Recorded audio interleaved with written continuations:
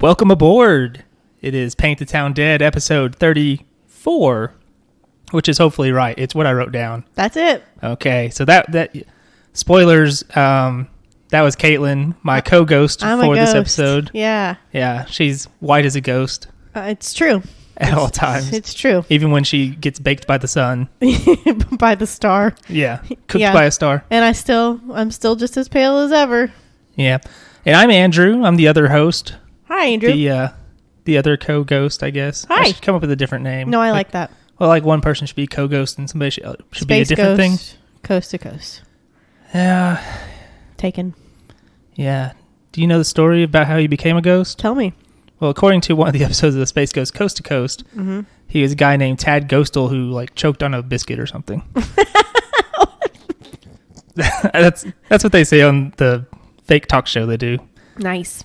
I don't know what the original, actual, real Space Ghost from the old times. See, that's what I watched. I watched the original Space Ghost on what was that tune?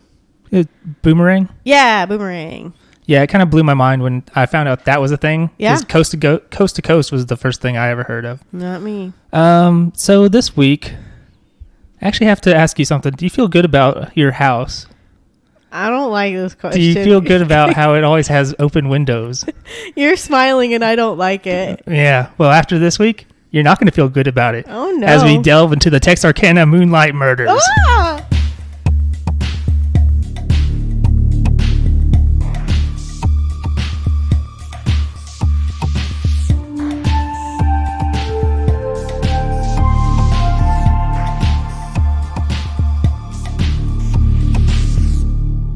So, to start with, we're going to go to February 22nd.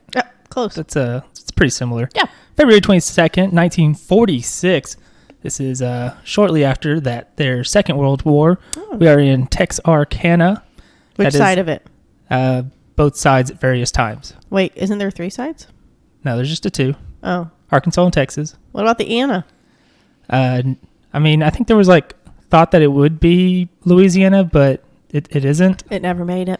Yeah, I don't know if it was they just misput where the thing was, or if they just thought Anna sounded good. I don't know. Gotcha. Okay. So 11:45 p.m. A couple, they have seen a movie together. You know, as couples do, I assume. I don't know. Not anymore. I'm not in a couple.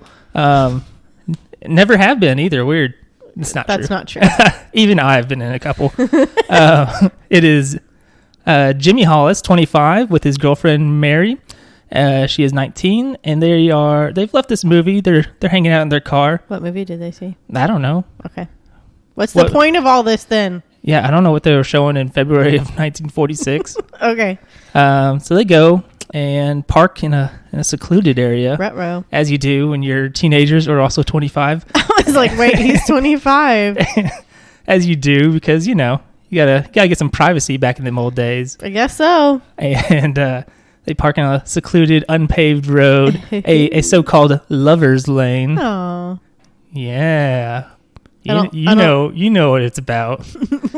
You know what they're doing. You especially know. How dare you? So about 10 minutes later, they're hanging out. Things are probably going pretty good. I don't know. A man shows up at the driver's side window. He's shining a flashlight in the car, kind of blinding. And so Hollis there, he thinks he's being pranked. He's like, "Hey man, you got the wrong guy. I don't know who you are. Go away." Yeah.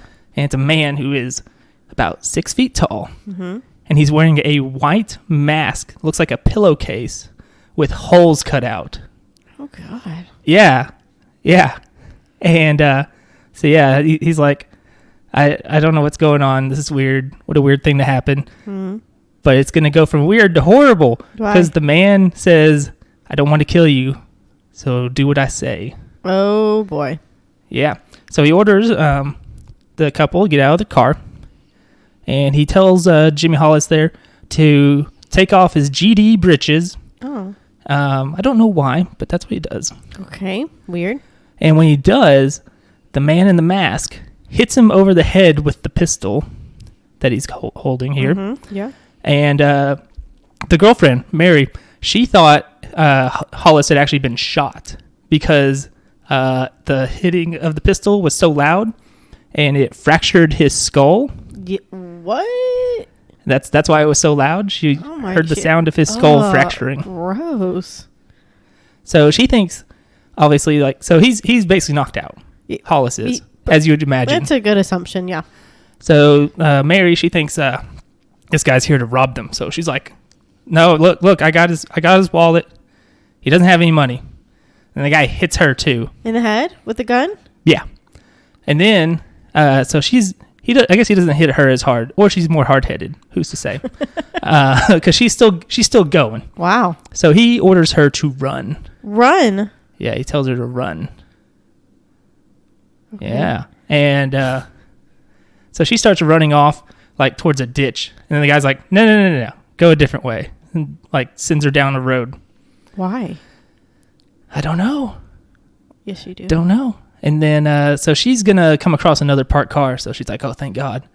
But it's empty. There's nobody in it. Is his car? I don't know. That's what I was thinking. Maybe it's potentially his car. Huh. But then he catches up with her, and he asks her why she's running. And she says, like, "Hey, you told me to." He calls her a liar. Then he knocks her down and sexually assaults her. Oh. So after the assault, she gets away. She's running. Does he let her go, or does she just escape? I think he lets her go because he had a gun and all that. Okay.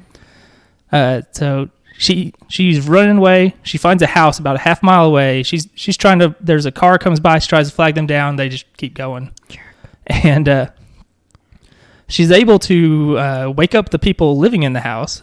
Gets them to call the police. And Hollis actually regains consciousness, so he's gonna be okay. It's pretty impressive sort of. that she heard his skull crack.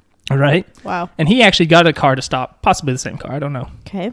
The motorist there, he's like, okay, just leaves him there. Oh. Because I don't know if he was just like, I don't trust you. Maybe you're gonna be a hitchhiker murderer. It's all a trick. Yeah. So he leaves him there, drives to a funeral home nearby where they call the police. Because you don't have cell phones. He's just trying to find a place to be I got you. Yeah, somewhere where somebody's going to be, you can use a phone. I got you. And when officers arrive, they find Hollis. They find his pants 100 yards away. Again, don't know what the deal is with that. Okay. The girlfriend, she's only hospitalized overnight, minor head wound. She's basically okay. Mm-hmm. Whereas Hollis is there for several days because, skull fractures broke his and all. Brain. Yeah. One of the things here is their testimony differed a little bit, specifically where Mary says that the attacker she thinks he's African American. She says she could see under the eye holes a little bit. Mm-hmm. But Hollis said he thought he was white. But also Hollis had like the worst vantage point because he had a flashlight shining in his eyes and all that in the middle of the night. And the dude whacked him in the brain. Yeah. So fast forward about 21 days, March 24th. It is 9 a.m. And Richard L. Griffin, 29, and his girlfriend of 6 weeks, Polly Ann Moore, 17, are found dead. Dead? They're found dead in Griffin's 1941 Oldsmobile sedan by a passing motorist. Are they on the Lover's Lane? They were found on a similarly secluded road. Oh my gosh. A lover's lane, if you will. And the person who found them thought they were asleep at first. Oh, they're never asleep. It's not a mannequin. These are the rules. Yeah, exactly. When have you ever seen a person just slumped over asleep in their car on a lover's lane? Especially when it turns out like Griffin, who had been shot twice, once through the back of the head. Ew. He was between the front seats on his knees with his head resting on his arms with his pockets turned out. And Moore was face down in the back seat.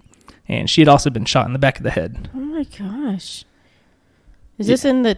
Wait, you might have already said this. The Texas or Arkansas side? I don't know for sure. But it moves back and forth because... Yeah. I was just wondering how that would sit with like jurisdiction and everything. Because, they're right on the borders. They would work together. Okay. And they will work together. Oh. Yeah. Look at me. Exactly. Yeah, it's kind of like I don't think you could say, I don't know, if you were in Texarkana, Arkansas, and a police officer's trying to pull you over for speeding, I don't think it's like, I crossed the border, suck it. Aha! I bet they have... You can't get me. Yeah, I bet they have stuff in place where they're like, no, you can still go get him. It's fine. We'll allow this one. So police find a blood-soaked patch of earth like outside the car, which would suggest that the couple may have been killed outside and then placed back inside the car. That's not creepy. And there was congealed blood found covering the running board, and it had flowed through the bottom of the car. Oh my god. And they find a .32 caliber cartridge shell. And this is when obviously... Question. Yes. How big is .32 calibers? Medium, I guess. Okay. I'm not sure. I didn't know either. Just wondering. Continue. Yeah, like I think I want to say in the realm of guns, again, not a gun expert, similar to we are not scientists, we are not gun experts. We are none of these things. We based on my experience with say video games, 50 caliber is real big. That's a big old gun. Okay. That's like if you shoot that, the gun's probably going to pop back in your face and break your nose if you're not a big, strong boy. One of those ones. Yeah. Like that's what you'd have, like a big old machine gun to be 50 caliber or something. Gotcha. I guess. I'm kind of talking out my butt here. I believe you. But I think 32 is large enough. Colt 45. That's a 45. That's pretty big too, I think. Sure. I believe you. A baseball team used to be called that. Colt 45? Yeah, the Houston Colt 45s. They're now the Astros. Cool. Yeah. So anyway, obviously you're going to have a citywide investigation beginning here. Involves Texas and Arkansas City Police, FBI, Texas Rangers, county sheriffs are all going to be involved in this. They interviewed 50 to 60 witnesses, including patrons and employees who were at a bar near the crime scene called Club Dallas. And on March 30th, a reward of $500 was offered to try and get more information leading to arrest and all that. Andrew? Yeah? How much is that in 2020 money? You know, I knew you were going to ask this. Did you? I had a good idea, what? but I did no research on that. Oh, that's fine. It's okay. So yeah, 1946 money. It's good amount of money. It's good amount of money now. At least a couple thou. I would take $500 for if I had information. Well. But they get no helpful tips out of this. And it kind of just leads to, said over 100 false leads. Great. So, not going that well. And we fast forward another 3 weeks or so. April 13th, 1946. And at the VFW Club at West 4th and Oak Street, one Betty Jo Booker, 15, played with a band called the Rhythmaires. It was like a weekly gig that they did. Every week, I go play at the VFW for the old folks. Or actually, well, probably not that old. Probably a lot of World War II vets. It's 1946. The war just ended. So it's a club to go to. Yeah, it might actually be like a happening place. And around 1:30 a.m. next morning, her friend Paul Martin, 17, picks her up after the show. And this would be the last time they were seen alive. Oh, man. I'm sensing a trend. At 6:30 a.m., Martin's body is going to be found by a Mr. and Mrs. G.H. Weaver and their son lying at the northern edge of North Park Road. He had been shot 4 times. Once through the nose, through the back, in his right hand, and the back of his neck. Are these like defensive wounds? I mean, he was shot, so I don't know how defensive it would be. I mean, like, if he was shot through his hand, that makes me think he reached up and grabbed, like, something, like, in the back of his head to help protect it or something. And then or if he was, like, again. running and that was just, like, they shot and that's where it hit him, you know, that kind of thing. I don't know. Maybe. So, Betty Jo Booker is going to be found at 11:30 a.m., 2 miles away from where Martin was found. She was found behind a tree by the Boyd family and their friend Ted Schwuppe. I don't know how you say this guy's name. Just kind of guessing there. She had been shot twice, once in the chest and once through the head. Oh. And she was lying on her back, fully clothed, with her right hand in the pocket of her overcoat. This is a bit unusual for this killer, isn't it? I mean, or was it just the one sexual assault? It seemed like there was just the one. Maybe they didn't report on the other ones. Yeah, I don't know. So Martin's vehicle is going to be found about 3 miles away from where Martin's body was, parked behind a tree outside of Spring Lake Park with the keys still in it. And yeah, so you said defensive wounds. Investigators believe that Martin and Booker had put up a tremendous struggle. So you're potentially right there. Wow. And Booker, the instrument she played was a alto saxophone. Alto. I got you. Alto. Is that how you say it? Alto? Alto. That sounds like a country way to say it. I'm just telling you how it's said here in the good old United States of America. The alto saxophone was not there. It wasn't in the car anymore. So it was like, oh, was it a robbery perhaps? Or was that just a red herring? Yeah, maybe. Perhaps I hold the answers to this one. Or was it a copycat? These are very good questions. Oh. And the reward fund grows to $1,700. At this time, everybody's obviously freaking out. Yeah. Because, you've had 4 murders and the 2 assaults before that. Yeah. And so they start setting curfews, like businesses can't be open so late and all that. And our killer, he's going to be dubbed the Phantom Killer / Phantom Slayer, or just, Phantom. Is this around the time of Zodiac? When was Zodiac happening? I think it was like the 50s. So this is 1946 when this happened. So Zodiac was like 60s and 70s. So it could potentially be related though. Maybe. Okay. So yeah, the Phantom Killer, as he's going to be called. And yeah, so the he gets that name from the newspapers as it happens. Gotcha. It's like Phantom Slayer eludes police. Don't give him a name. Phantom Killer eludes officers as investigation of slayings press, which I mean, yeah. What? It's just trying to sell newspapers there, trying to make it sound crazier than maybe it is, but also it is crazy. So we potentially have a break in the Booker and Martin case. Mm-hmm. Thursday, April 25th, just a few days.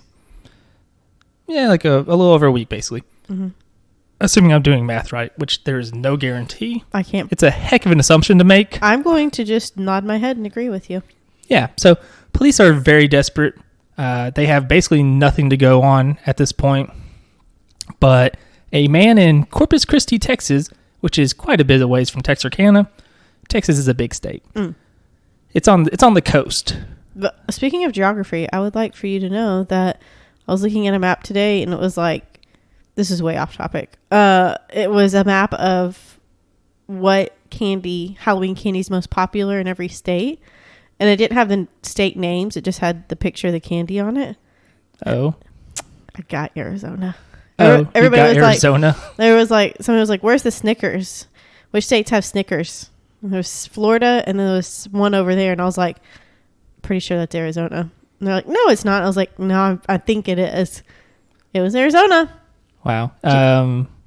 So don't ask medical professionals for directions anywhere. Not this one. Not this one. That is real bad that y'all are struggling so hard with that one. I got Arizona. So yeah, Corpus Christi. Okay. There is a guy there who's trying to sell a saxophone at a music store. What? And you may remember that Booker had a saxophone. Oh my gosh. That was missing. So this guy's like, he goes in the store, he talks to the salesperson, the store clerk, talks to this lady. He's like, "Hey, y'all want to buy a saxophone?" And she says, "Well, I have to ask my manager, because she's probably just a peon. She doesn't have the authority to do that." Yeah. And the guy, channeling some serious care and energy, about 70 years before that was a thing, he goes, "What do you have to talk to him about it for? You work here, don't you?" That's like Karen energy. That's like cult, creepy, manipulative energy. Like, No, that's like, I don't know. I guess maybe it's here. like it's like opposite. He's like, you work here. It's inverted Karen energy because he's like, I don't want the manager. Exactly. And he's like, you can do it yourself. It's fine. So yeah, she's like, no, I'm gonna get the manager, and then he leaves. Very suspicious, right?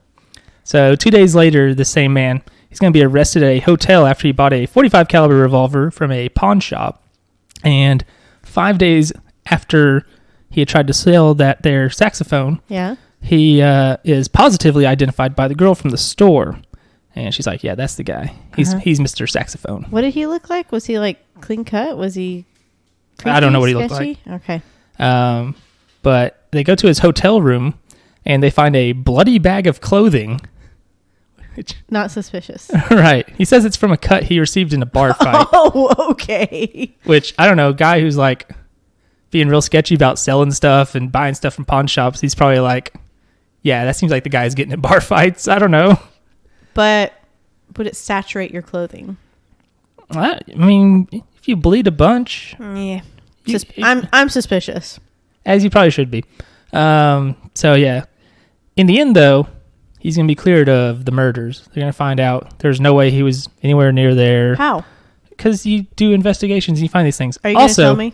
No. Okay. Also, later on, it's gonna be a ways away, but in October they actually do find Booker's saxophone. Where was it? It was kind of near where her body had been found. It was just under a bush somewhere. Did she drop it? Or somebody I don't know. Maybe. Why don't you know the answers, Andrew? Because the people who would know, maybe they got away with it and maybe they're dead. Oh, okay. For instance, Booker couldn't tell you because she was murdered.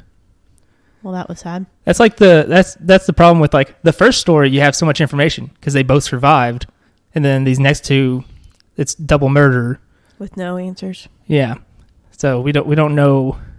We don't have them to tell us like it was this crazed maniac with a bag over his head. Yeah. So then we come to May 3rd, still in 1946 here. Around 9 p.m. It's a house about 10 miles northeast of Texarkana. So I believe that would make it on the Arkansas side, if my geography is correct. I believe you. And it's going to be at the house of Virgil Starks, 37. He's in the sitting room listening to their radio. And his wife, Katie, is also there. She is 36. So we finally got a couple who are it's pretty close. Pretty close in age. Yep. Instead of these first two couples where it's kind of like creepy. You know what though? They're probably dudes that went to war and came back. Oh, that's true. That's true. How dare you make fun of vets? I'll make fun of anybody. Nobody is off limits to some extent. Okay. I was like, nobody? Okay, continue. Nobody is off limits. As long as it's for reasons that aren't like, anyway. Yeah. Yep. So, Katie, she hears something in the backyard and she's like, hey, Virgil there, why don't you turn the radio down? And she returns to her room and a few seconds later, she hears glass breaking. And she that's all she hears is glass breaking. So she goes into the living room thinking that she heard like Virgil had dropped something. Right, yeah. Like he dropped some glasses. And she sees him. He stands up and then he slumps back into his chair. Oh no. And she saw blood and runs to him. And by the time she got there, he was already dead. Shot in the back of the head twice. Oh my gosh. And he had enough like for just that second, I guess, yeah. Power. I mean, it sounds bad, but like the neurons were firing enough for him to stand. Like he stood up for like just that second before falling back down. Oh my and he was immediately dead. That's so sad. Wait, so they were in the house? Yes. I know where this is going.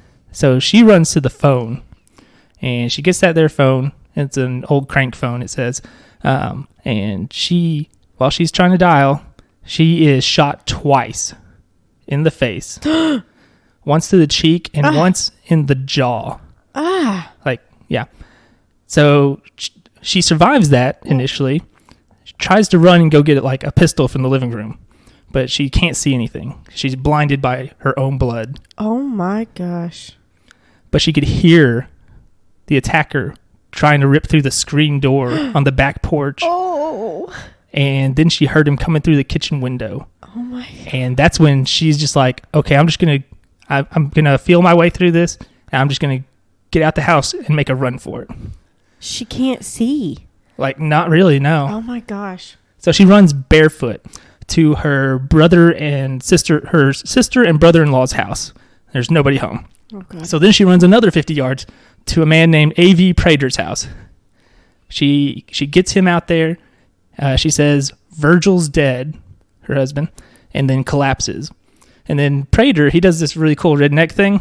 He gets a rifle and fires it into the air to get his neighbor's attention. Nice. His neighbor's name is Elmer Taylor. That's their calling card. This is like, Elmer. yeah, I'm going to shoot my rifle in the air. Elmer, that means you come out here and see what's up. Wow. So Prater tells Taylor, like, he's like, hey, get your car. The Starks have been shot. And so they're going to drive to the hospital. And Katie, despite the blood loss, actually never went into shock. That's really impressive. Yeah. She was like only semi-conscious, like on the way there, obviously, because, she'd been shot in the face twice. And she's going to get there and she's actually going to live. Wow. She's going to survive the attack there. Wow.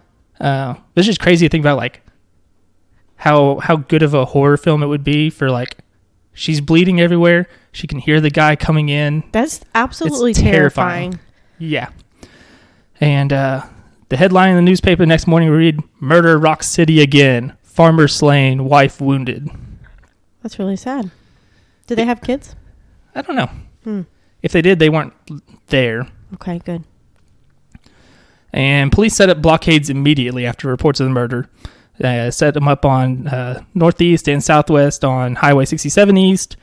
When the investigators got there to the house, they found what they described as a virtual river of blood, and also found scattered teeth because she had been shot in the jaw. Is her teeth? It's her teeth.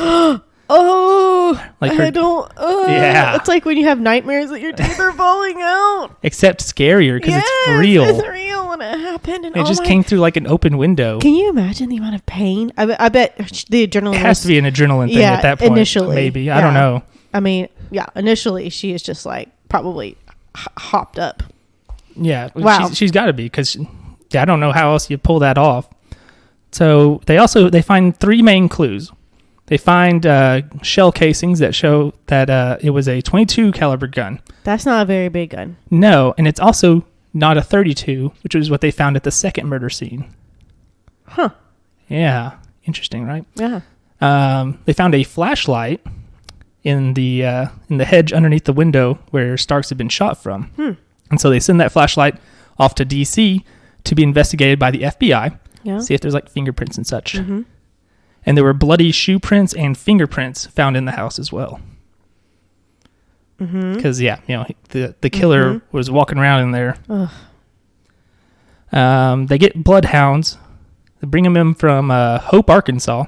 Hey. Yeah. And they find two trails that both led to the highway before they lost the scent. So we're thinking like dude hopped in a car? Yeah, it sounds like probably got in the car and left. And so after this is happening, the police they're patrolling those lovers lanes, making sure nobody's out there getting murdered again. But also, now it's like even in your own house you're not safe anymore in this situation. Did they have open windows?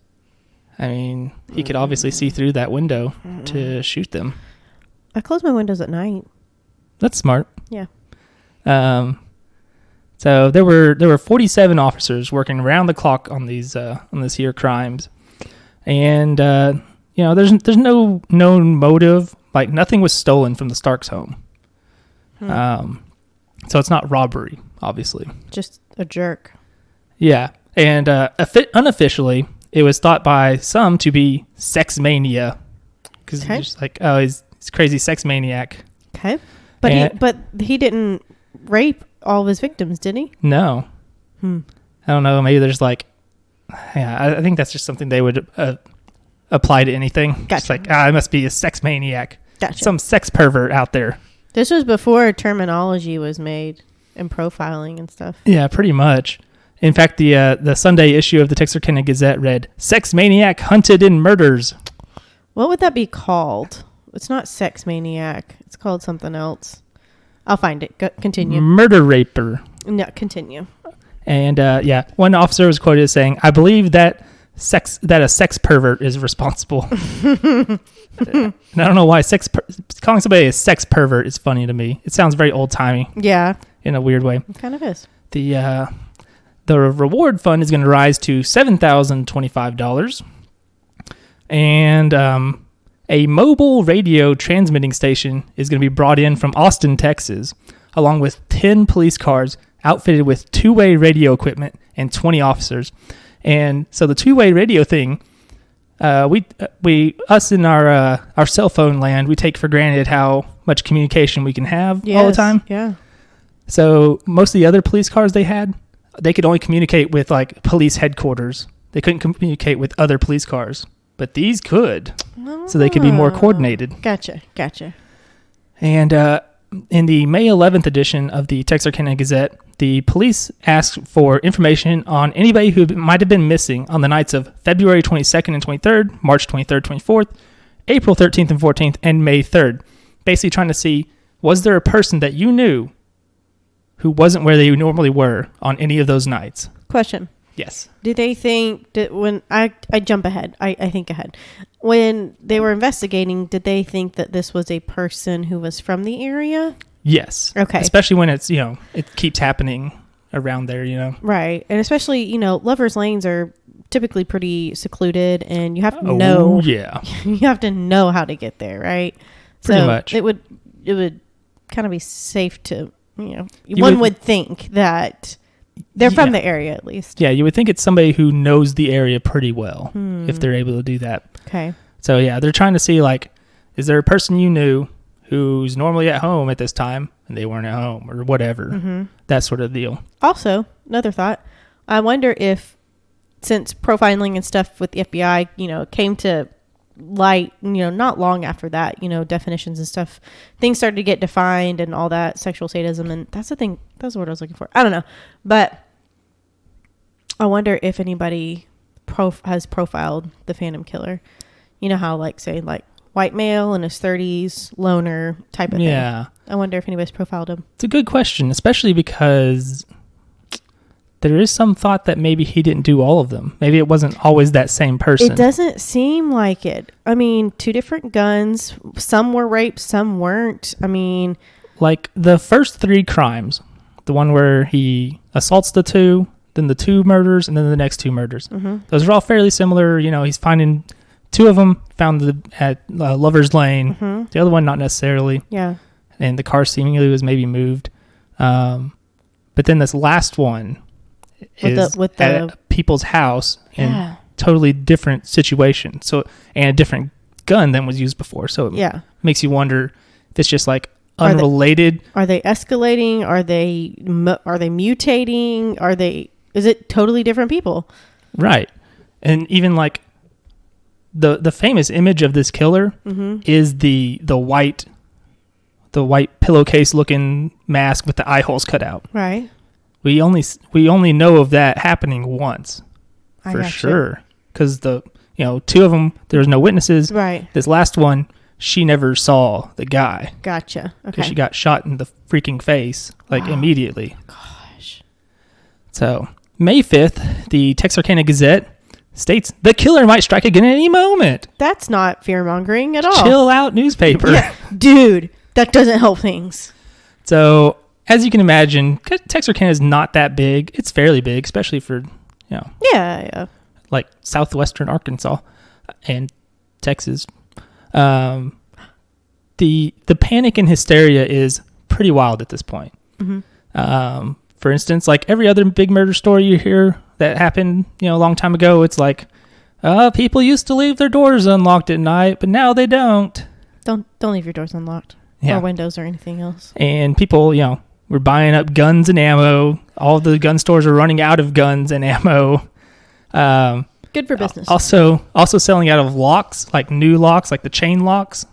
Oh, yeah. So they'd put those on along with regular lock.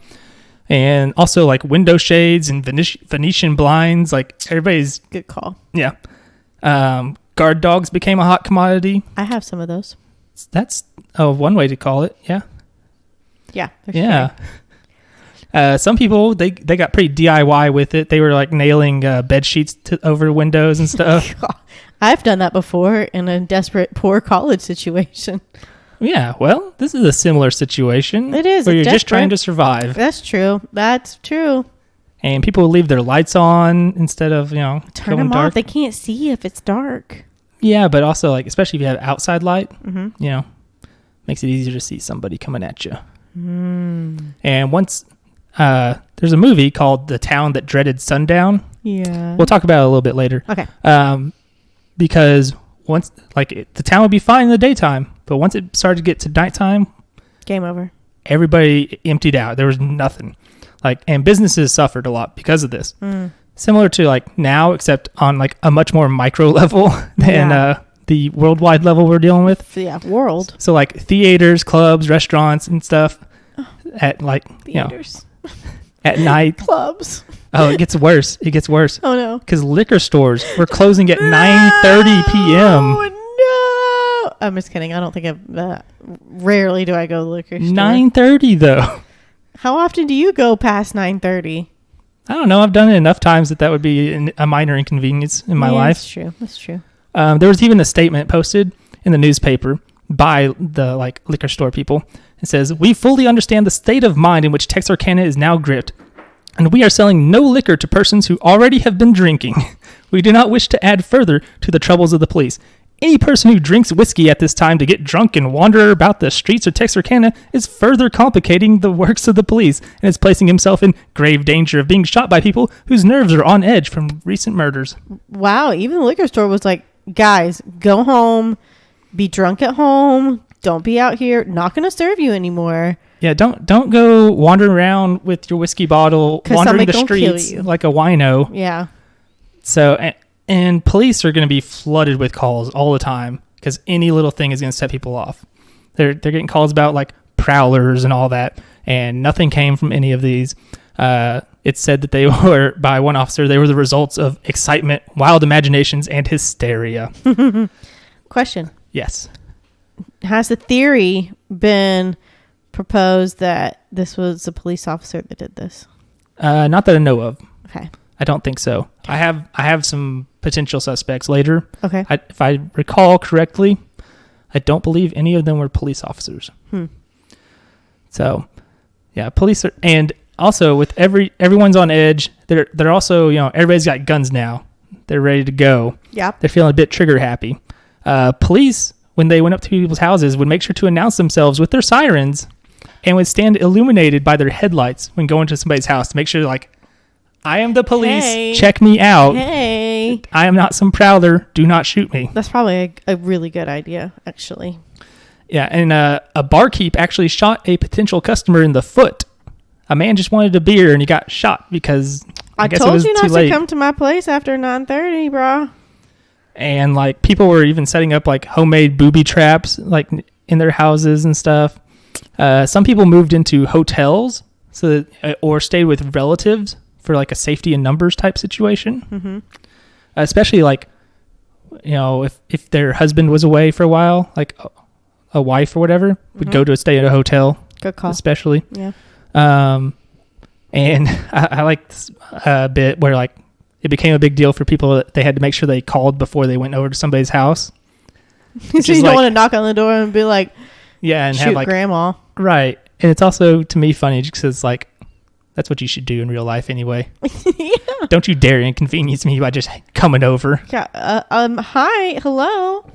Yeah, we got texting for a reason these days. You can't come over here. I'm not decent. And on May 10th, there were reports of strange noises from an upstairs room. There was a ruckus. So it's oh no, who's upstairs? It was a raccoon. It was a cat that was freaking out.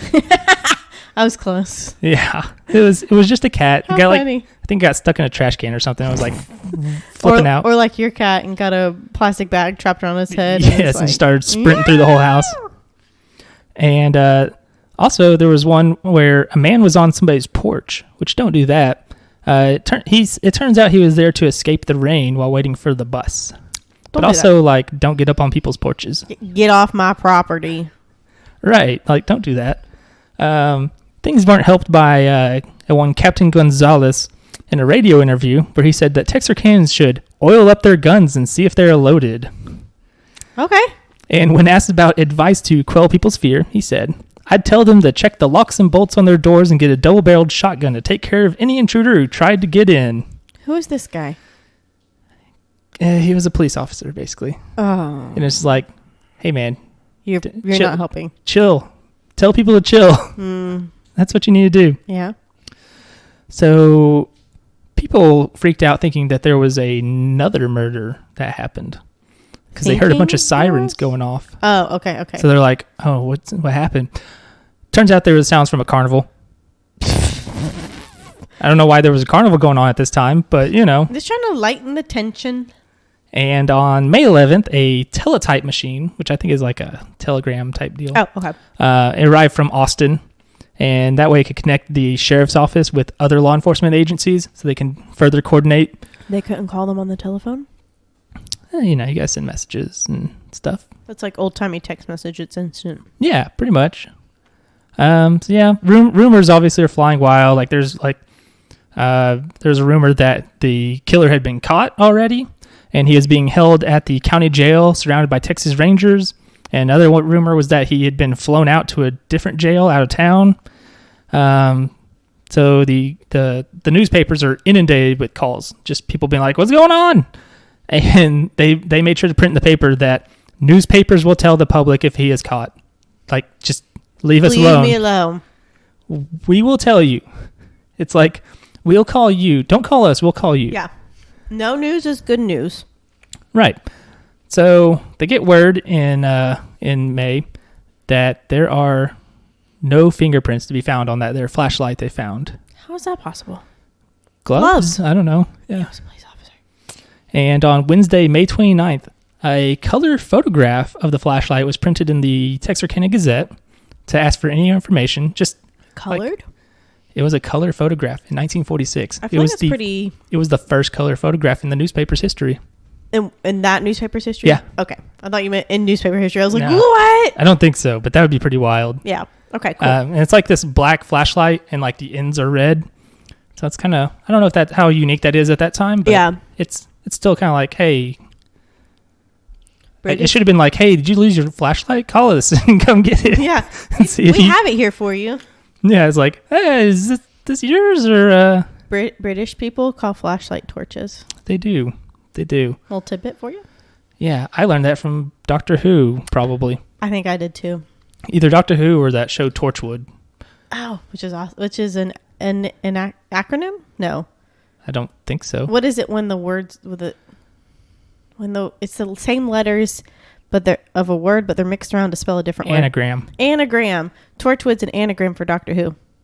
Oh, okay. You didn't know that? No, I didn't. There you go. Think about that. Also learned you something there. Yeah. Boom. An acronym is when the letters mean a thing, but it specifically has to be like said, like it's like a word, like Special Weapons and Tactics, SWAT. That's an acronym. Central Intelligence Agency, CIA, not an acronym because you don't say it as a word. Instead, it's called an initialism. I just learned something. Guys, this was 60 seconds of dropping knowledge. Yeah. Okay, continue. So, it's one of those. What? Where we don't know who done it. Really? Even after all this time? After all of that, the investigation kind of dries up for the most part. So we have a list of several suspects. We got a guy named Ewell Sweeney. Don't ask me if it's spelled Youell. I don't know how you say that.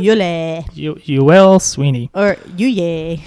So he is the prime suspect considered by Dr. James Presley, who wrote a book called The Phantom Killer: Unlocking the Mystery. Mm-hmm. It was written in like 2014, and his uncle was an investigator on this case.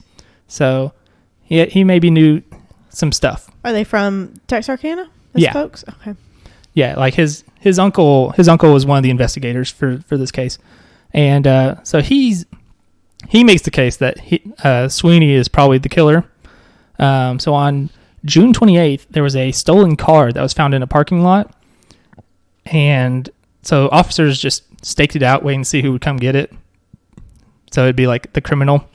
And a 21-year-old woman named Peggy Sweeney was that somebody who showed up and got the car. Mm-hmm. So they go and grab her. And she had recently been married in Shreveport, Louisiana. But her husband was in Atlanta, Texas, selling a different stolen car. Nice. And when he was apprehended, though, Mr. Ewell Sweeney, he said that he feared being sentenced to the electric chair. So he lied? He was afraid he was going to go to the electric chair. Why? Good question. Why would you go to the electric chair for stealing a car? Or perhaps he had more. He did not confess. His wife did. She claimed that he was the killer. What? Okay. Yeah. She was like, he did it. He's the guy. And he was like, a sweet wife. Yeah. He was like, nah, that ain't me. And then she later recanted her confession. Of course she did. And the fingerprints from the Booker Martin case that they found did not match those of Sweeney's. Did they match what's-her-face's, his wife? I assume not. So, and also they determined that Peggy wasn't telling the truth. She was a big old liar. And on the night of the Booker Martin murders specifically, they were sleeping in their car under a bridge in San Antonio. Wow. So a little far off. Yep. So, another potential is H.B. Duty Tennyson. And what? It was a different time. It's like how people would use boner to mean like a screw up. Oh yeah, kind of like a bonehead or something. Yeah. Yeah. Well, it's like look something. Oh, you made such a boner. It's like all right. Don't say that. Y'all chill. Don't say it. And so H.B. Duty Tennyson, he is found November 5th, 1948. He is a University of Arkansas freshman, and he is dead. What? He committed suicide by poisoning with cyanide and mercury. What a terrible way to go. And he left a note inside of a fountain pen. And the note contained... Inside of a fountain pen? Yes. Like he left a letter that was like a clue as to where that note would be. And they're like, okay, it's in this fountain pen. And then that note contained clues on the combination of a lockbox. And because this isn't a movie, they're like, well, who cares? We can just break this open. We're police. What are you going to do? Yeah. So they just found it, forced it open. And inside the lockbox was a note where he confessed to being the Phantom Killer. I don't know. And he said he committed the crimes while his mother was asleep or out. And this is 1948. He's 18 when he kills himself. So he would have been 16, supposedly. I just don't when think he did this. A 16-year-old has the mind to do that. Also, where'd he get the guns?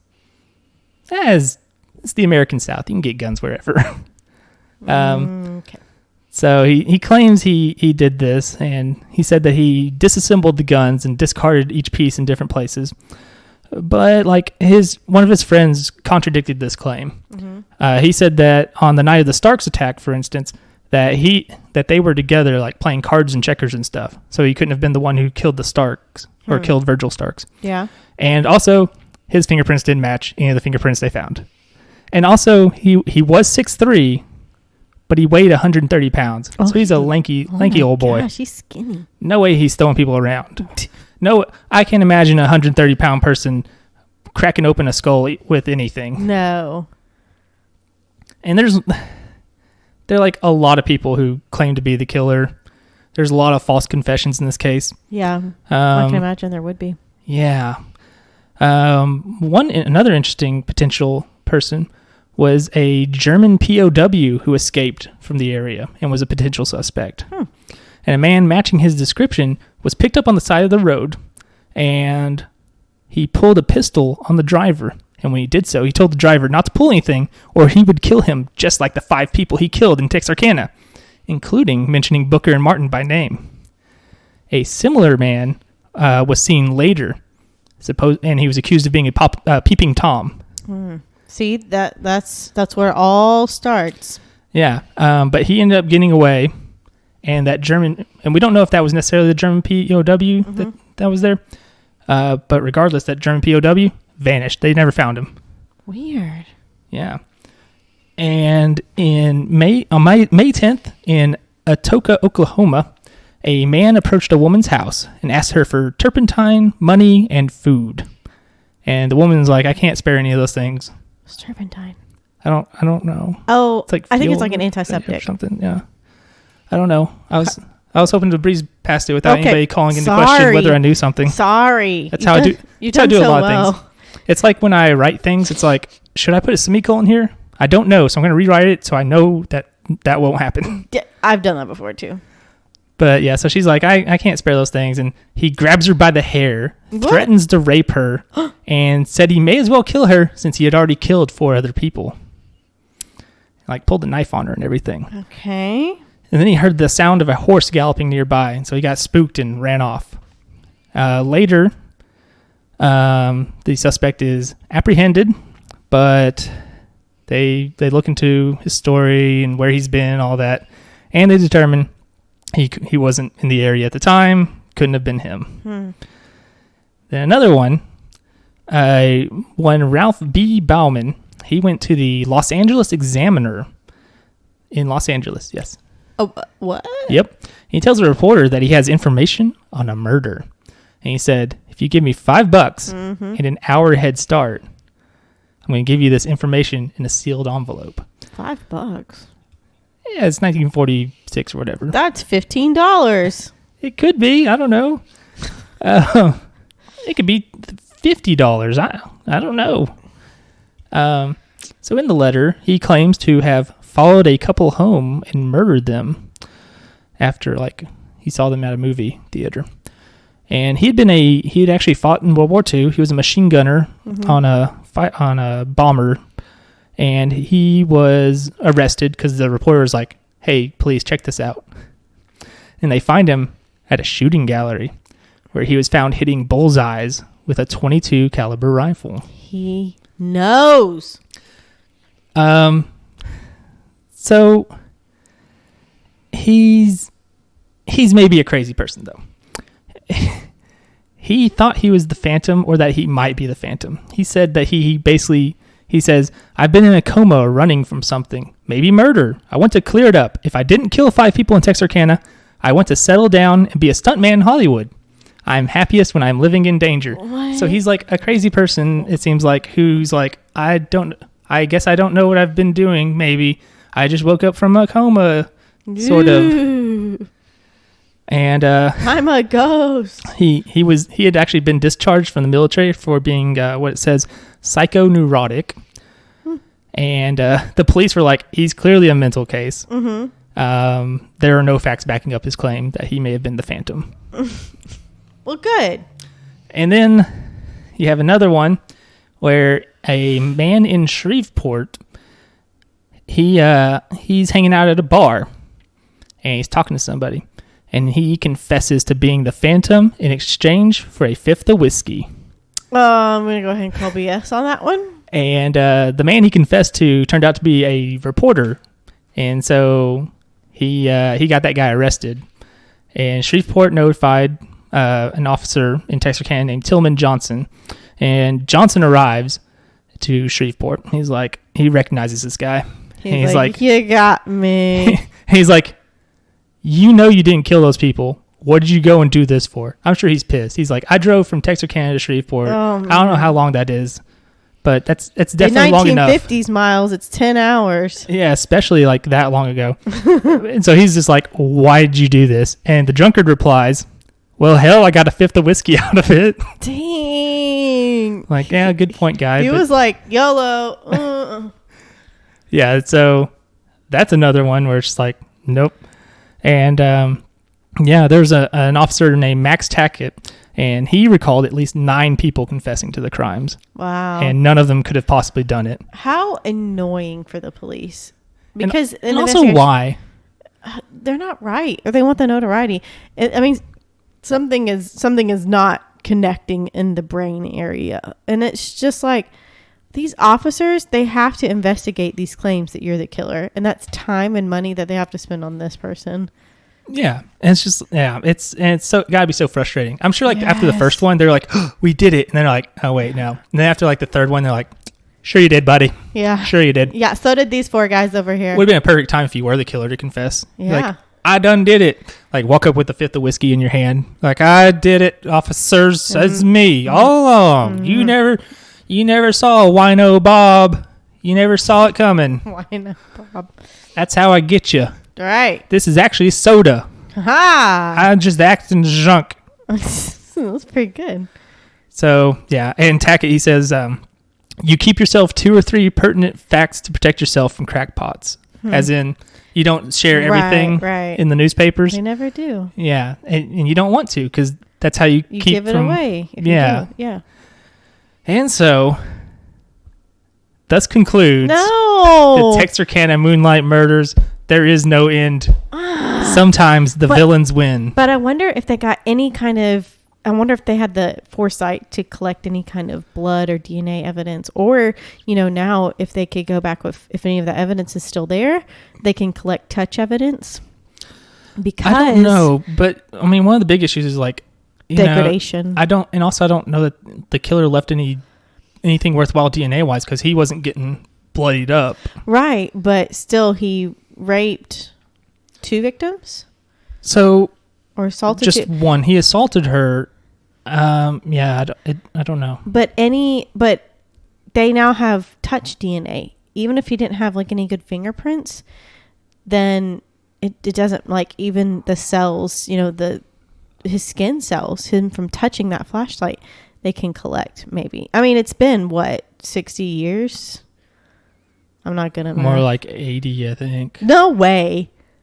Almost, yeah, 74 years. Listen, I still think it's 2000. I know. I have to be like, okay, 46. I'm like, 46. Okay, that was 44 years ago or 54 years ago. Yeah. Add 20. Okay. So that was like 70 something. Okay. 74. All right. So, didn't do good on that one. Okay.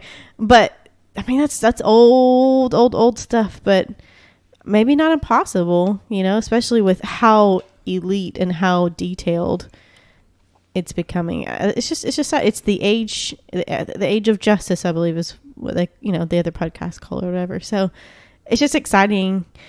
I mean, it's very unsatisfying that it's not resolved, but maybe, just maybe, it can be. Because Joseph D'Angelo was like, I'm getting away with all these murders, I'm getting away with these rapes, ha ha ha, I'm the Golden State Killer, what's up, brah? And they're like, nah, brah, I got you. So just to ask, who put the DNA in? Was it like his? It was a family. Yes, it was a. Do you know how they were related? I don't. I did. If you go back and listen to, it's the Golden State Killer book by Michelle McNamara. It was really, really good.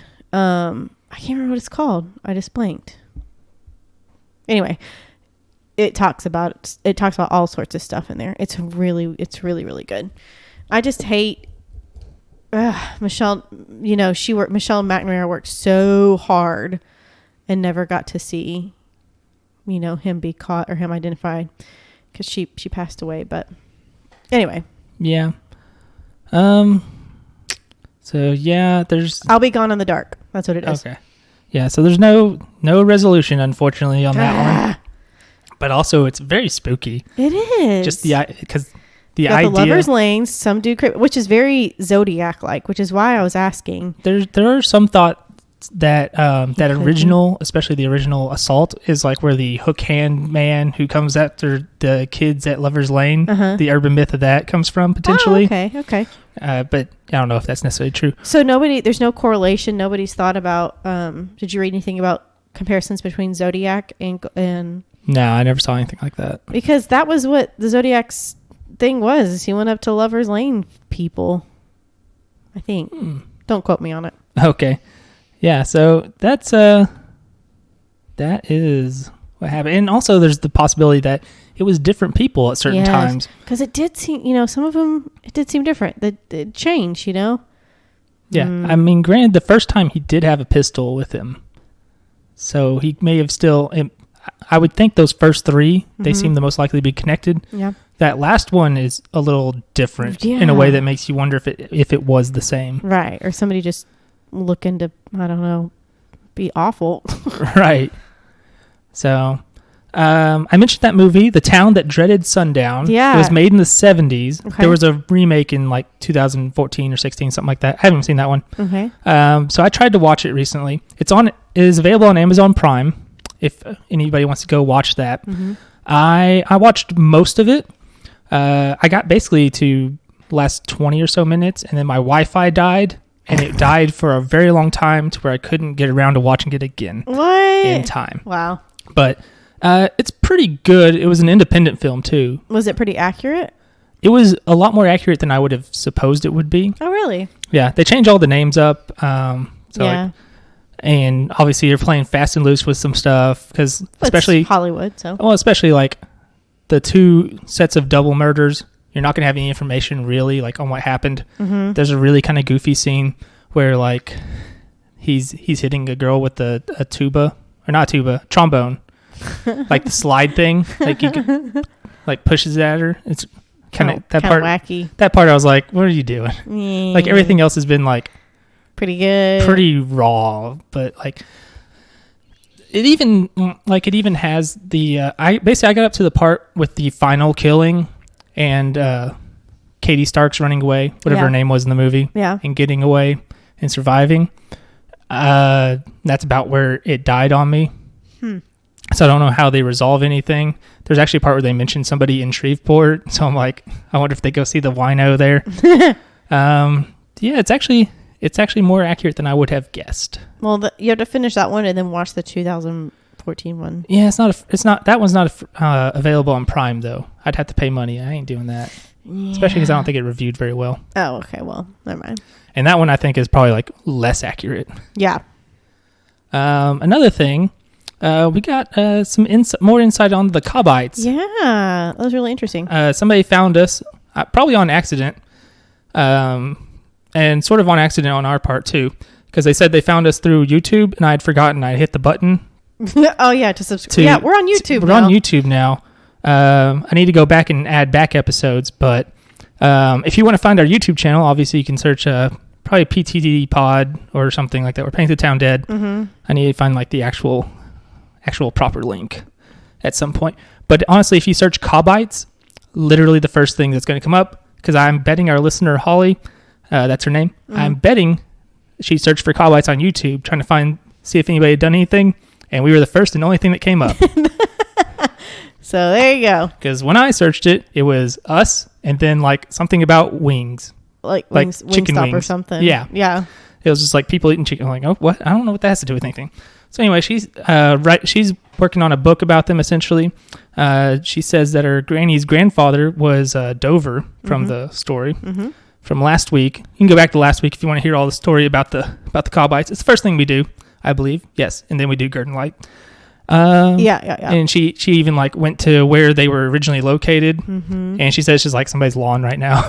Which is kind of like disappointing. You'd love to be able to see, Yeah, it's not surprising though. No, I guess not. It's kind of like, it's near Cersei, and I go there pretty often, so I kind of want to find out where it is, so I can just go look at that person's lawn. Yeah. And not be too weird about it. Be like, can I stare at your lawn? I want to look around. I want to see if there's a tree stump where they chopped off that dude's head. Ew. And they'll be like, you need to leave. Sir, leave. You need to leave right away. So yeah, that's this little something I thought was really interesting. Shout out to Holly there. Yeah, thanks, Holly. Yeah, you're literally the only other person I've ever heard of in the world who has heard of these people. And she said the same thing about us too. Like even my dad was like, he asked me what I was doing this week or last week. I was like, the Cobbites, and he was like, I don't know what that is. It's so funny. Like the directions she gave were really funny. I'm looking at it now because she was telling Andrew how to get there. It says, if you know where Gum Springs Church is, there's a wooden sign that says half mile, and there's a cemetery there. You go down about 1.5 miles, and it's on the left. There's a creek running along the edge of the property. They call it Cobbite Creek. That's just such an Arkansas. I love it. It's just so. I wonder if people know why it's called that too. Why it's called Cobbite Creek? Yeah, I wonder if they know. That'd be interesting. I wonder if there's some... Go interview people. Yeah, older generations especially. Or even people that live around Cobbite Creek at least. Well, and the thing is, the Cobbites were only around for less than a year. Short so it was, the impact they had on the area was kind of limited. Yeah. So yeah, that's all I have for those specific things. I guess, do you have anything you want to talk about? I wrote a couple things down. Okay. Do you need to think about real quick? I'm going to mention Disney Plus stole my idea. What? They did the thing where they made a playlist of just Simpsons Treehouse of Horror episodes. Just a playlist.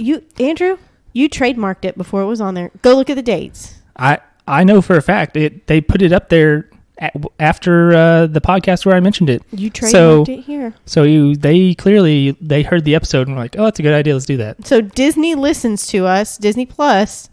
That's listens right. To Paint the Town. Give me a press account so I don't have to pay money. Yeah, really. It's only like $6 a month. Yeah. It's not that bad. Oh, well. I don't really have anything specific really going on. I'm just overwhelmed with school was all.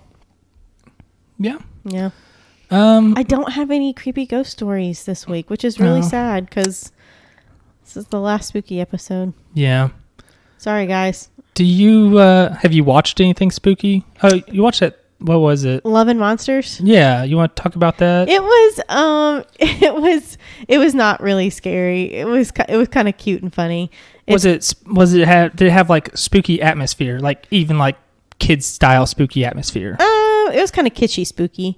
Okay. It was like I think John described it as Zombieland meets something, I don't know, but it's like nuclear stuff has happened and all these cold-blooded animals are like now huge, and different insects too, are like huge and can hurt you. And so everybody's gone underground. And it's called Love and Monsters? I think so. Love and Monsters. Is it a live action film? Yeah. Was it on Netflix or something? No, you had to buy it's so this was kind of, I think, the new precedent. It's one of those. It's a new movie. It's a newly made movie, but instead of being released in theaters, it was just released straight to your homes, but you have to pay for it. I mean, it's like $20 or something. But right, which if you have like a family with you, that's a deal. Yeah. I mean, yeah. Even if it's two people, actually, that's pretty much like it's solid. Yeah. It wasn't quite $20. I actually think it was around $20, but it wasn't bad. I was kind of, listen, I like going to the movie theater. A lot of people don't. Listen, I like going to one movie theater. It's in Little Rock. It's the Breckenridge Theater because they literally have like lazy boys.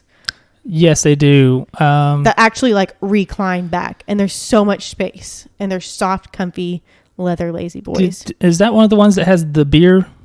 I don't know. Okay, I know the one if it's still there, which considering things these days maybe it isn't. The one in Riverdale was a real crap theater. Yeah, and they renovated it a bunch, and they're like, you can buy a tiny thing of beer, and also it's little like recliners. Also, I found the screen was like not bright enough or something. Well, whatever movie I saw there, it was weird. Anyway, yeah, I'm anti theater for the most part. I don't like most movie theaters. I only like this one because there's so much room and it's so comfy, and you have to you can reserve your seats ahead of time. That's what I like, because you can show up right when the movie starts and you're good to go.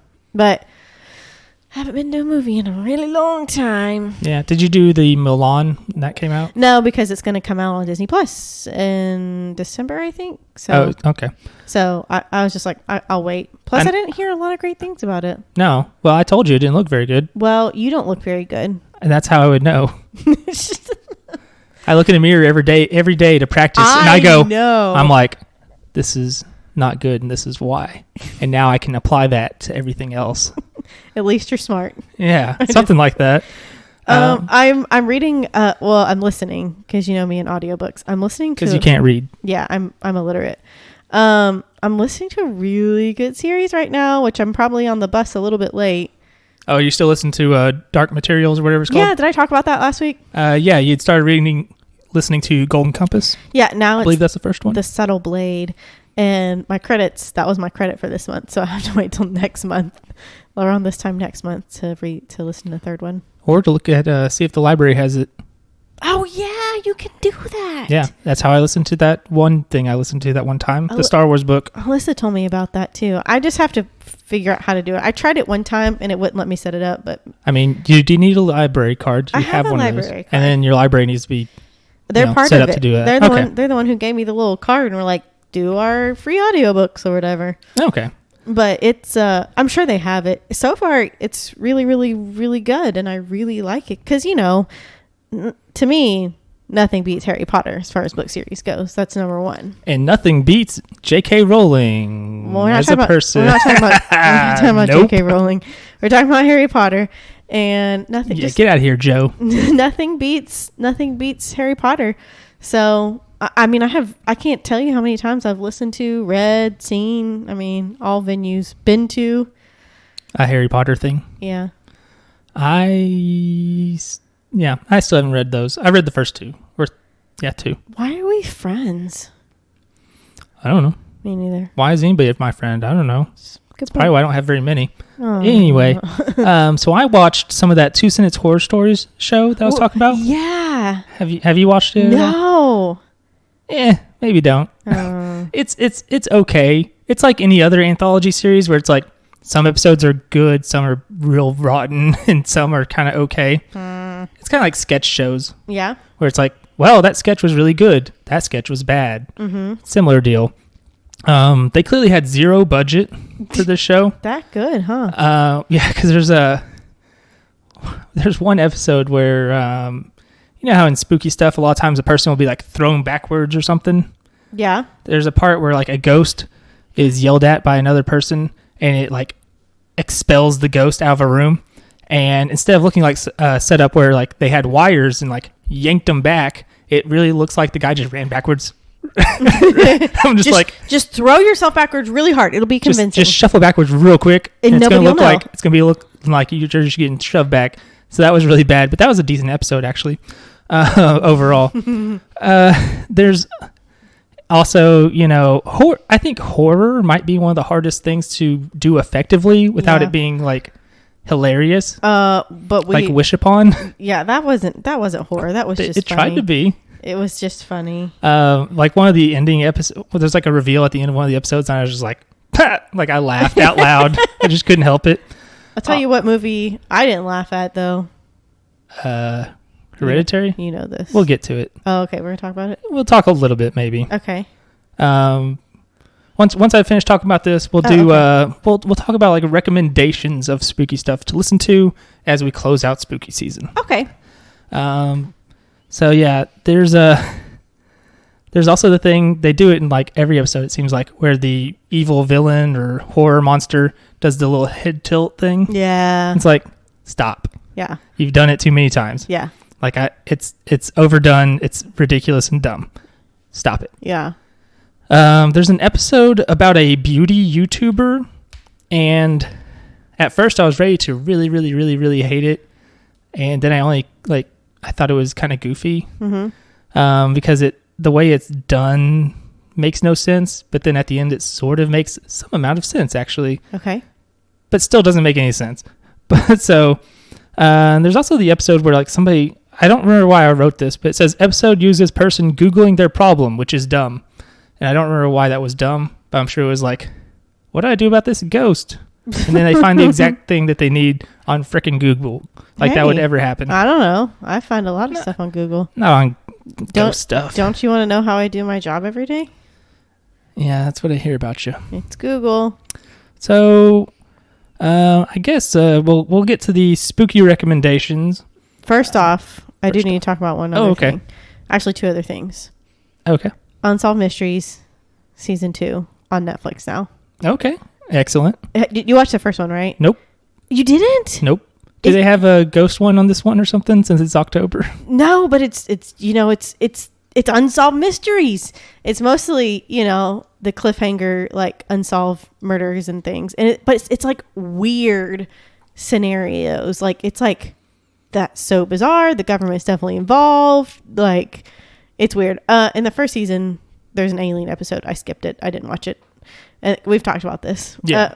But Alyssa watched. She already binged second season and said there's no There's no aliens. No spookies or no aliens. Yeah, like that. Yeah. I don't know if there's ghost stuff, but there's no aliens. That's all I care about.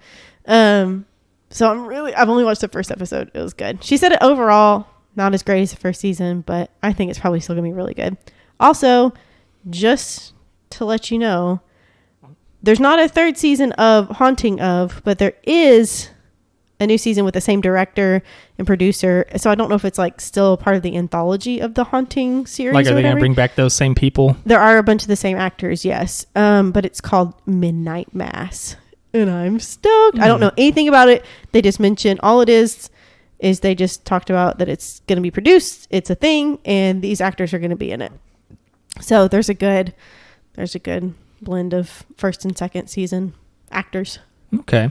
So that's something to look forward to. Yes. So real quick, spooky recommendations. I assume you don't have any spooky podcasts. Lore. Lore. I have that on my list. I love that. I listen I'll let you do a rundown of Lore because I only have 2 on the list. Oh, okay. Lore. Alan Mankey is the host of Lore, Which is a hilarious name. Why is it hilarious? Mankey makes me think of the Pokemon that is named Mankey. Oh, I didn't know. It's an angry monkey. It It evolves into Prime Ape. very good. But Alan Mankey does not.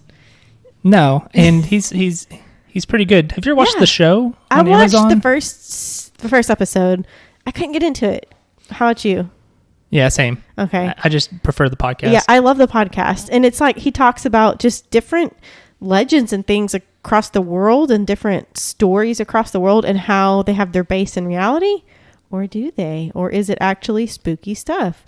So that's a really good show to listen to at any time of year, but especially right now with the spooky. Sometimes I have to pause it and listen to something else for a minute when I'm like home alone getting ready for bed or something. And I'm like, I'm just going to listen to something a little more lighthearted. And you're just like looking at your open windows and you're like, I don't have open windows at night. You're just like, oh no, this is how it happened to those people. Shut up. So actually somewhat similar to Lore, because I heard of Lore through this podcast, the really? Black Tapes, which I've talked about before. Yeah. So I'm still listening to that again.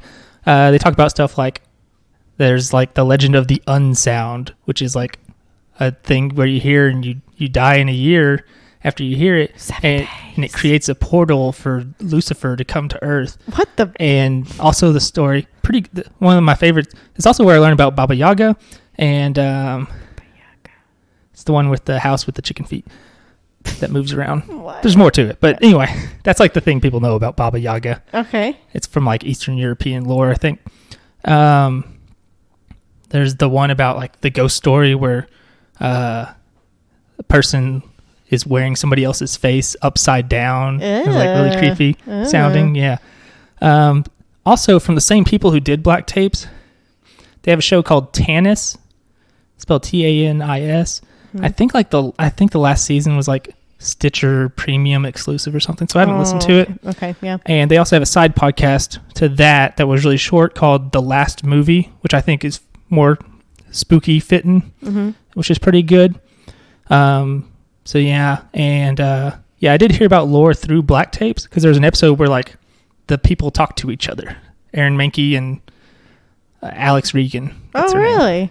Yeah. Cool. Like she's in character and he's just like himself. Yeah. It's kind of fun. He's just the narrator. He's just right, and like they're basically like interviewing each other, like having a conversation about like ghosty stuff and like how they feel about it. I'm trying to think of like some examples of like ghost, like the light, like a light on a train track. There's like a lore story, and he's a good storyteller. Yes. Like he tells stories, and there's like Bloody Mary. He does like the urban legend of Bloody Mary, but it's like a story, and it's like how it got there. And it's like, so it explains it, makes it rational. Or is it? Or is it just supernatural? Yeah, that's what the interesting part, because it's like, he talks about the legends that come up around these stories and like what the potential logical explanation of it is. Like, maybe it wasn't a vampire. Maybe it was like, maybe they were not actually dead when you buried them. And that's why there's claw marks on the top of the coffin. One of the first episodes, I think. And it's like, this is why it actually happened, and then potentially, yeah, or did it? So yeah, that's all I know about podcasts of that sort of nature. So look up Pacific Northwest Stories. They're the ones who did Tanis, Last Movie, Black Tapes. Oh, okay. They did another one called Rabbits. I didn't think it was very good. What about TV shows? There's obviously, you What's love on Haunting of mystery? Hill House. Oh, love it. Bly Manor was me. It was Yeah. pretty good. If you're gonna watch spooky, that's a thing to watch in spooky season. And you don't have to watch Hill House to get Bly Manor. You can watch them independently. Or you can just watch Hill House if you haven't, because it sounds like it's better. Yeah, and I know it's good. yeah, And Andrew watched it. I made him watch it, and he enjoyed it. I would also say that one I mentioned that's on Netflix that nobody else has ever heard of, the Kirlian Frequency. Oh yeah, That's the animated one I was talking about. It's pretty good, and you can knock it out. It's literally 50 minutes for every single episode altogether. It's short. Yeah, you can just knock that one out in a day, which is what I did again not that long ago, last week or whenever I was talking about it. Yeah. Another show I used to watch, especially in October, was Walking Dead. It's a good spooky show. Yeah. It is best watched binging through it on like Netflix because so the first season is brilliant. Yeah. Fantastic. I watched it's also the first short. season. It's like 6 or 7 episodes or something. I think I don't watched the remember. first and second season, and then that was it. So the second season meanders about a bit. They're hanging out on this farm doing nothing most of the time. Yeah. Which is infuriating if you're watching week to week. But if you're just watching like straight through, not that bad. Okay. And also, my theory, I don't know how it holds up, but my theory based on I've only watched the first 4 seasons of Walking Dead. Mm-hmm. My theory is odd number, good. Even number, bad. Because odd number, we have ideas. Even number, we have to make the ideas. Like season 1, really good. Season 2, meanders about. Season 3, really good. That's the season with the governor and all that. Oh yeah. That one's really good. Season 4, I remember being like, it's kind of meandering about again. Mm-hmm. And I didn't really get to watch season 5. I still haven't, so I couldn't tell you how that all goes. Did you ever watch American Horror Story? Yes. Okay, well, why don't you talk about it a little bit? I didn't watch all of it now. I have to remember what seasons I watched. Because I haven't watched any of it, really. Murder House, first season, is like still, I think, the best one I've watched. I didn't watch I watched part of Asylum. I still need to watch Ratched. Sarah Paulson, who you don't know, but you really do, but you don't. I don't, though. I think my sister's watching that. Which one, Ratched? Yeah. You should watch it. Tell me what you think. The only thing I know about American Horror Story is that everybody hated election year because it was really hokey and bad. And I think it was more like a purgy type thing. Election year. Yeah. I think that was the one that nobody likes. I think was it called Election Year? Yeah, I think it was called Election Year or something like that. I'm looking back. I can't even remember the names of the seasons. I have to go back. Roanoke is one of them. I watched Murder House, which is really good. I watched part of Asylum. I liked Coven a lot. That was which one? Freak Show, I watched most of. I didn't finish it. It was pretty good. Hotel, I watched part of. Roanoke, I watched all of, which was Which one's the one where they're like filming themselves a bunch? Is that Roanoke or is that a different one? I think that's Roanoke. Okay. Apocalypse was kind of weird, and I haven't watched 1984. Cult as well. I haven't watched Cult or 1984. Yeah. So I'm kind of on and off with it, but for me, still Murder House was the best one. And you're looking at the list right now. Mm-hmm. Is Election Year a real one? No. I Are think you you're sure? thinking of Cult because that was after the election year, our election year. Hold on. I'm going to try and figure out what I'm even talking about. I think you're thinking of Cult. It could be. I swear it was called like Election Year or something. But it had to do with an election. Cult has to do with an election. And that might be it. I was like, I don't remember one called Election Year. Let's see. Yeah, okay. Yeah, it says, set in 2017, the fictional town of Brookfield Heights, Michigan is left divided in the wake of Donald Trump's election as president. Yeah. Okay. So I heard about that one because people I knew thought it was hilariously bad. Oh, yeah. At least like the first episode. I didn't. I watched the first episode, and I don't think I watched any more after it. So. Yeah. Trying to think if there's any other TV shows that would be spookies related. I don't do a lot of spooky, surprisingly, but Yeah. I'm telling you, everybody I talk to about spooky anything, you have to watch Haunting of Hill House because it's not even like, we've talked about this so many. I've talked about this so many times. Like, Yeah. it's about, yeah, sure, there's a little bit of spooky stuff, but when you get to that last episode, man, it hits you. It gets you so hard. I mean, It's very good. And there's like some really good reveals, which one of them I was Yes. like, I kind of called it, but I was still I felt satisfied seeing it. Yes. Not gonna say what it is. That would be I would like people to see. That would be a huge spoiler. Do not say. It's the part where it turns out they're all vampires. And they sparkle. Yeah. It's like that episode from Treehouse of Horror where it turns out they're all vampires. Oh. Mr. Burns wasn't the head vampire. It was Marge or whatever. Oh, no. I don't know what you're talking about. Yeah, that's fine. I haven't even watched that playlist on Disney Plus because I've been watching regular Simpsons so much that I'm running through those episodes anyway. Oh, yeah. So. Oh, right. Stranger Things. That's it. I'm looking at my Netflix right now. Yeah, Stranger Things. At least season 1. Yeah. I was blah on season 2, and I haven't even watched season 3. Yeah. Mindhunter. The first season. Excuse me. That was a hiccup. Sorry. The first season was good. I watched this first 2 episodes of the second season, and that's as far as I got. But man, the first season was so good. And sadly, it's canceled. Mindhunter is? Yeah, they're not doing it anymore. It's because the second season was terrible. I'm just kidding. It wasn't terrible. You gotta. I think also it was a really expensive show to make. Oh, really? Yeah. Making a Murderer. I see that. I've never watched it. That's not very spooky, but it is true crime. Yeah. And it's something that was very big in true crime for like a good while. Yes. I still need to watch it. People are like astounded that I haven't watched it. You watched Dark, didn't you? I've watched the first season. I highly recommend it. Yeah. I still haven't seen the second or third, so I couldn't tell you too much. It's not super spooky. It is a dark show, but it is more of a sci-fi high concept type deal. Oh, okay. But still grounded in a way. It takes place in Germany. Oh, yes, it's just dubbed. Yeah, so the reason I haven't watched it in part is because the dubbing was really weird and bad and threw me off. Mm-hmm. So I watched it subtitled. Mm-hmm. I have to be in a mood. You have to watch it. I have to be focused to do that. Yeah. So I just never have been in the mood again to do that. I'm literally just looking at my Netflix and looking at stuff.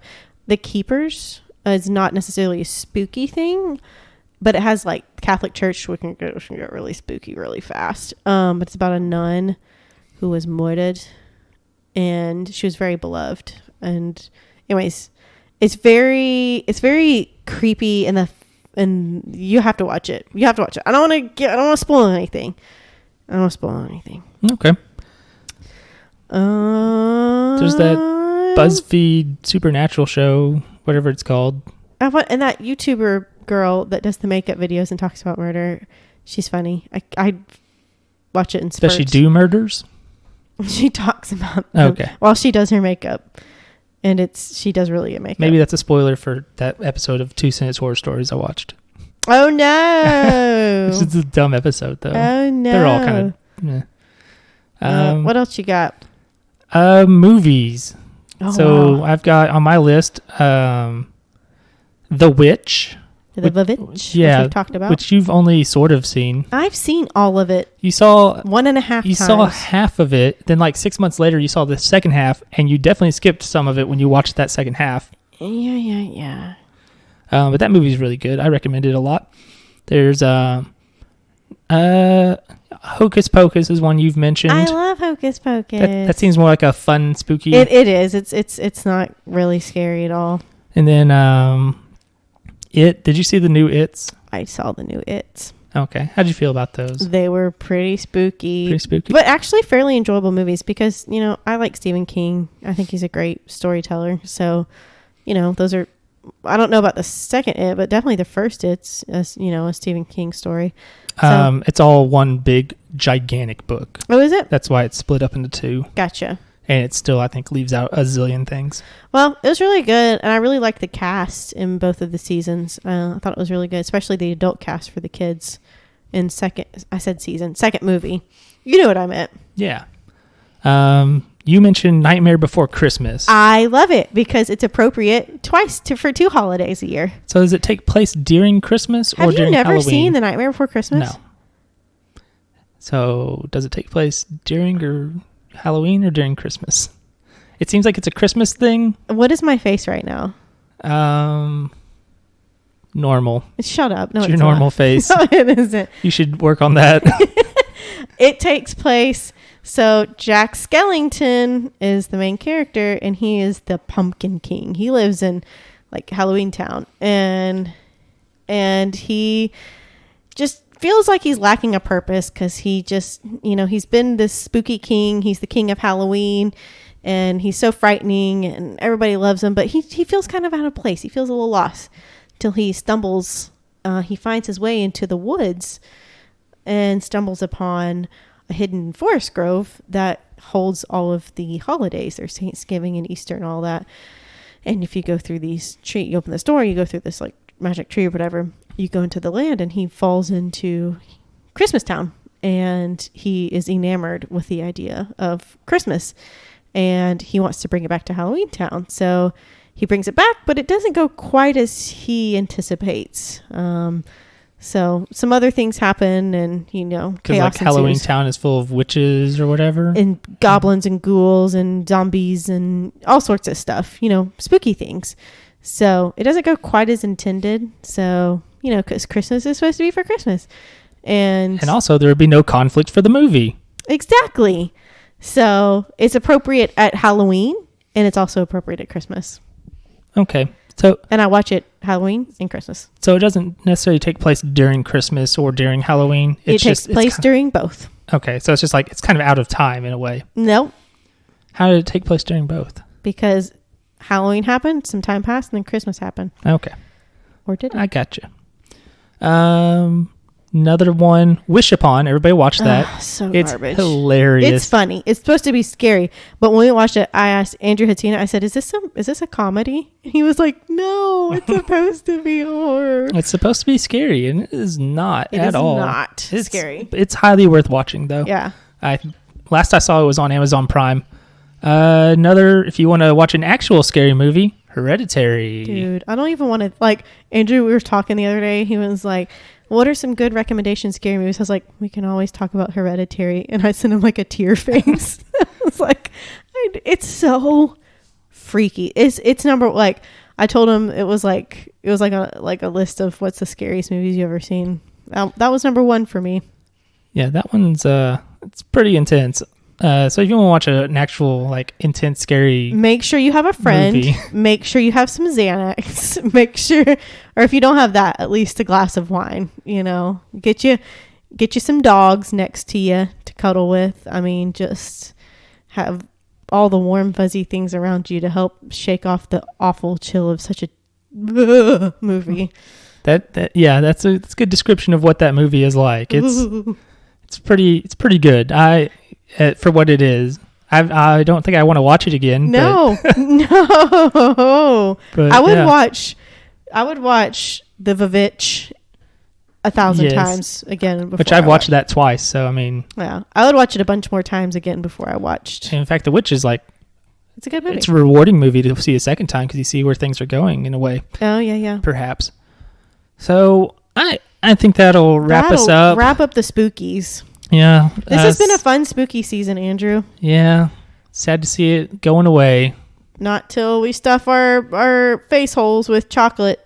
Yeah, we've got, technically till what, Saturday? Is that when it is? Saturday's Halloween, yeah. So you got until then. And also, fun fact, you can just watch or read spooky things just whenever. Yeah, especially Haunting of Hill House, number one here. There's actually no rule about seeing things in October. Hereditary, did not see that in October. Nope. Saw it during lockdown though. So you can do whatever you want. You are your own person and you can do whatever you want. Exactly. Yeah. Yeah, it's not like, Lore, he puts out episodes all the time. Yeah. It's not I listen to it every week. Yeah. He doesn't just put it out in October and then go away. He puts out 52 episodes in October and says, good luck. He gives him time to work on them for a while. Speaking of 52, this is the DC Comics thing, 52. No. Where Booster Gold becomes a big deal. No. This is really embarrassing. Just to wrap up. More embarrassing than the comic book thing I just said? Well, I was trying to do math today. I was trying to calculate like my yearly salary or whatever. Are you about to don't out your salary? Don't. I'm not, but I was like, gosh. I was like, this times 40 times 4 times 52. And I was like, I don't make that much money. It was like 2 million. I was like, that's not right. I don't make anywhere near that. So anyways, my dad, I was like, why am I coming up with these wacky figures? My mom was like, you need to clear out your calculator. My dad was like, I'll do it for you. like you can't do simple math. I was like, how embarrassing. I'm really bad at math. And that's the spookiest part of all this. It is. And also, Wish Upon and Hereditary, we did talk about those more in depth in earlier episodes. Mm-hmm. Don't ask me which ones they were. I have no idea. The Hereditary one, we also talked about Midsummer, mm-hmm. which if you have to pick between the two, for spooky season, I would pick Hereditary. It's more... Because it's really spooky. And I feel it falls more in line with the spookies of October style spooks. Yeah. So, anyway... Wrapping it up. Yes. It is, this has been Paint the Town Dead, episode 34, The Moonlight Murders from Texarkana. It's a good one, Andrew. The Phantom Killer. Yeah, it's good. Who may have done all of them or only one of them? Who's to say? Maybe it was, there's so many theories that we just came up with this episode. Yeah, it was a lot. It was. So you can find us, you can follow us on, obviously, subscribe if you haven't already. Please. Subscribe. Leave a good old 5-star review or whatever. We are on YouTube. If you want to listen to the podcast on YouTube, we don't have video, but some people prefer listening on YouTube. I don't know why. I don't know. But good. If you do, I guess sure, some people have like the thing where you can listen. Set up a playlist or whatever and just go. Yeah, and also you can like listen while your phone is closed or whatever. Oh yeah. And so that's like a thing for people sometimes. Well, there you go. However you want to listen to it. We're pretty much on every platform now. But yeah, if you like the YouTube, if that's what you prefer, we are there. Mm-hmm. I gotta go add in the back catalog, but the last 10 or so episodes are on there, and those are better than the older episodes anyway. Honestly, I'm not going to promise this podcast is good, but it gets better. It does. I think it does. Didn't your dad recommend this to somebody who was like, the first one's pretty bad? Yeah, I was like, the first one is the worst one, because they were like, I'm listening to the first one. I was like, that's the worst one. Keep going. I'm not promising it gets good. Yeah. It gets better though. Better. Yeah. So yeah, we are available on the YouTube. Again, nothing fancy. It's just the sound. Yeah. Maybe someday we'll do something fancy if I ever learn how to do that. Yeah. I pursue my YouTuber career. Yay. Podcasting services, we're available on basically everything. Your Spotify's, your Stitchers, Apple, Amazon now? Potentially Amazon. Yeah. I'm not making any promises yet. Yeah, it's a maybe. I won't promise that. If I get that worked out, I will post it on social media, such as on Facebook, where you can find us at PTTD Pod. It's on Paint the Town Dead. You can search it. You'll see our logo. Twitter at PTD Pod. PTTD Pod. Yes. I can't believe you don't mess it up more often than you do. I have to slow it down. And PTTD. Instagram, Paint the Town Dead, all one word. You can email us at pttdpod@gmail.com. You can yell at us about whatever we've done wrong, or tell us how awesome we are, or send in corrections, that sort of thing. That's also good. So I've been Andrew with my spooky co-ghost Caitlin, and thank you so much for listening. Happy Halloween. Happy Halloween.